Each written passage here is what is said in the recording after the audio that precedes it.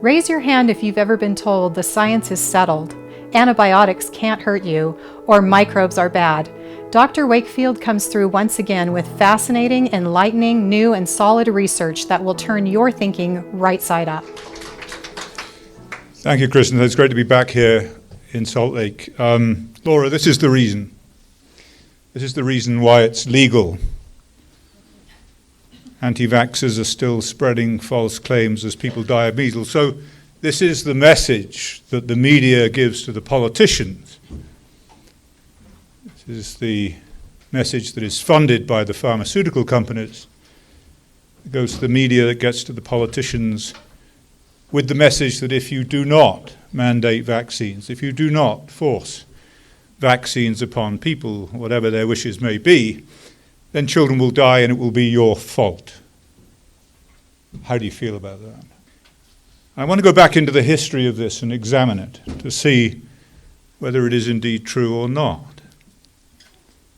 This is Louis Pasteur, really the father of modern microbiology, and this was the perception, one shared now by the CDC, of a war on infectious disease. It was man against microbe. That's the way it was perceived. And he said, if it is a terrifying thought that life is at the mercy of the multiplication of these minute bodies, it is a consoling hope that science will not always remain powerless before such enemies. In other words, microbes were the enemy. We now know, of course, that microbes are essential for our survival. And the health and quality and nature of our gut bacteria in particular actually determine our survival. They determine the development of our brain. They determine our behavior and our mood. I went to a lecture recently where the scientists said we are 9/10 bacteria, 1/10 human. And so in waging the war on microbes, no doubt we have done some damage to that. And it was the prepared mind of Alexander Fleming, who, working at St Mary's Hospital, which is actually my alma mater, who on September the 3rd, which is also my birthday, 1928, which is not the year of my birth, he began to sort through some petri dishes containing colonies of Staphylococcus. And he observed that mold growing in one dish was actually inhibiting the growth of the bacteria.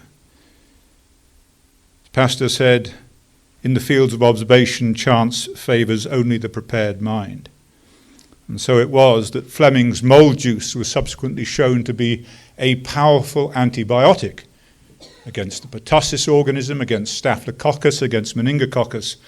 And it was then left some years for Oxford scientists Florey and Chain to produce penicillin, which then really launched us into the new era of the antimicrobial war. 1940s became the era of antibiotics, a turning point in the fight against infectious disease, and really heralded, rather like vaccines, as one of the great modern miracles of medicine, one of the greatest things we have ever done. And indeed, the natural history, the outcomes of diseases like syphilis, battlefield gangrene, scarlet fever were completely rewritten. It was, for people suffering from those conditions, a miracle.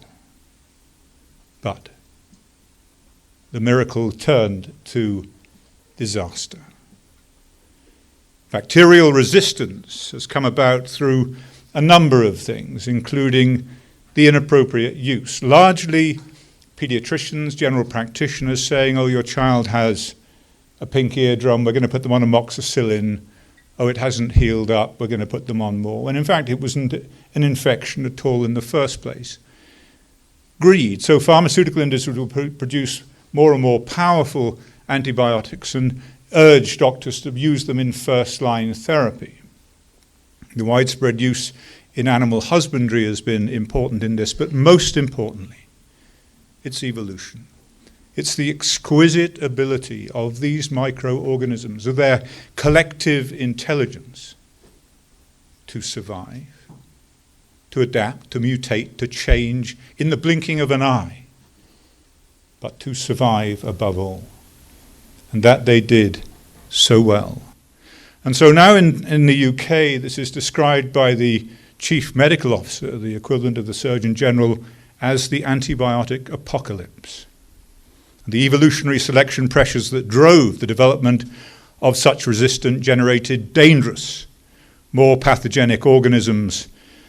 And the antibiotic, and this is a quote from her, the antibiotic apocalypse may already be upon us, with an estimated 50,000 people dying every year in Europe and the US from infections that antibiotics have lost the power to treat, and the projected figures are much worse. So in less than 80 years, we have gone from miracle to the end of modern medicine. Are vaccines destined for a similar fate? We can rarely anticipate the unintended consequences of manipulating nature. In the second segment in this series, Dr. Wakefield clarifies the theory of herd or community immunity. Hear Dr. Wakefield in person November 1st and 2nd, 2019 in Salt Lake City. Register now at www.yourhealthfreedom.org.